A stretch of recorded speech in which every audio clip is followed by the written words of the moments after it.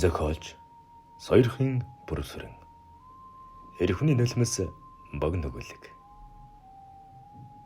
Буйтхан нутгийн сумын төвд хөлхөөр татрах 10 сарын тэнгэр чимээгүүд үнсэж хэзээ мэдгүй ажлын эрх өвлийн тухай сануулад байна уу гэмээр сэмсэмхэн бургнаж цэглэнүр салхиар хадсан навчис шуурдна. Төмд өжигнэж бомбожигнсан тэртех цагийн түүшэстрийг тамгажулсан сүүлчийн барилгын эзэн сажлаад авгийн дэлгүүр онгоомогц хөөхөд хөвгшөд нээлсэн 5-6 хүн яаран орсны нэг нь Төөрөн Жамбал байлаа.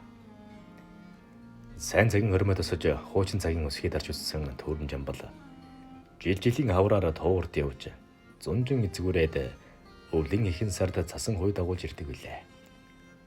Харин сүүлийн 2 жил тооворд явсангүй. Өнчин хүний шадран авир нэвт ханхалсан адаар хайштай Төөрөн Жамбал удам дагсан цээл хоолоогоор уртын дуу аялахад хөндийн хөв салхи нь хөвөлдөлж ороосдаг гэлцэн.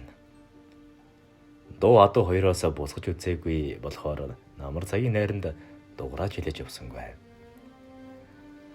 Цоод үлчхмээр цог шиг харнуудын сүлисхийн хултан айрган амсар даган ширтээд гуниг шогилдсан цээл хоолоогоор шуранхаа адаахад найрлан суугаа олон бүгдээр нүдэн анисхийн чагнаж уртын уртаар шүүр салдан бодол довтож суудалдан тухлана.